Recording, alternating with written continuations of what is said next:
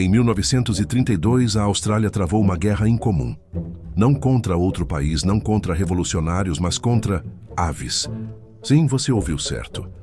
O episódio que ficou conhecido como a Guerra dos Emos se tornou uma das páginas mais bizarras e vergonhosas da história militar.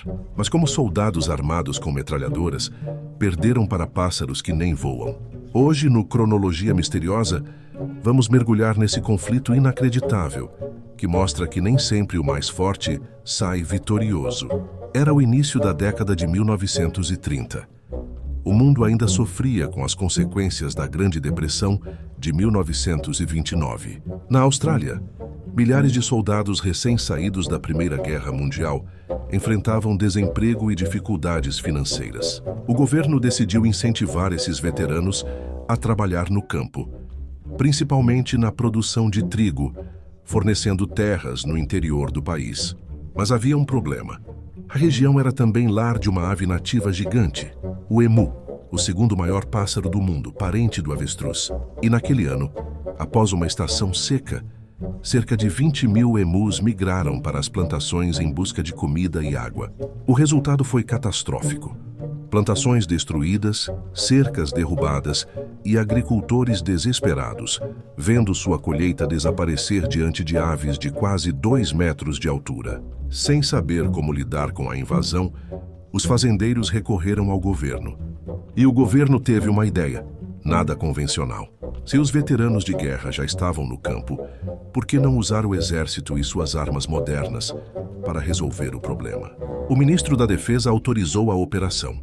Em novembro de 1932, soldados foram enviados à região de Campion, armados com 2 metralhadoras Lewis e 10 mil cartuchos de munição. O comandante era o Major J.P.W. Meredith, que lideraria o que seria chamado ironicamente de a Guerra dos Emos. No dia 2 de novembro, os soldados montaram uma emboscada. Havia cerca de 50 emus se alimentando próximo às plantações.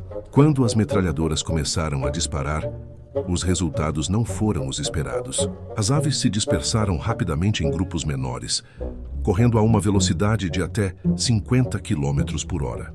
Os soldados que esperavam alvos fáceis descobriram que os emos eram surpreendentemente ágeis e resistentes. Um dos relatos descreve que, mesmo atingidos por várias balas, os emos continuavam correndo, quase como se fossem indestrutíveis.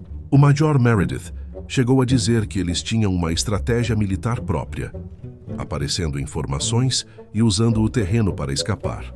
Nos primeiros dias, após centenas de tiros, pouquíssimos emos foram mortos. O exército começava a perceber que tinha entrado em uma guerra, que não podia vencer. Com o fracasso inicial, o exército tentou mudar a estratégia. Montaram emboscadas perto de represas e até colocaram metralhadoras em caminhões para perseguir as aves em movimento. Mas os caminhões não conseguiam acompanhar os emos no terreno irregular.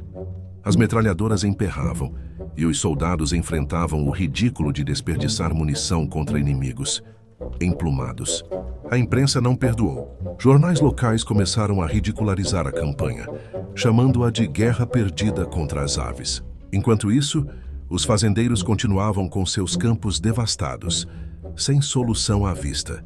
Em dezembro de 1932, após um mês de tentativas frustradas, o governo desistiu oficialmente da operação. Os números eram humilhantes. Mais de 10 mil tiros disparados. Apenas cerca de 200 emus abatidos. Milhares de aves ainda livres, correndo pelo interior australiano. O Major Meredith declarou em tom sarcástico que os emus eram mais difíceis de derrotar do que soldados alemães na Primeira Guerra.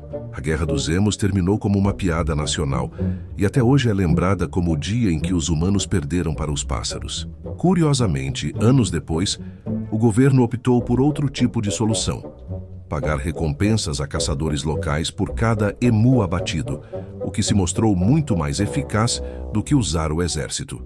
A Guerra dos Emos, de 1932, permanece como um dos episódios mais estranhos da história militar. Um lembrete de que, às vezes, o maior inimigo pode vir de onde menos esperamos. E você?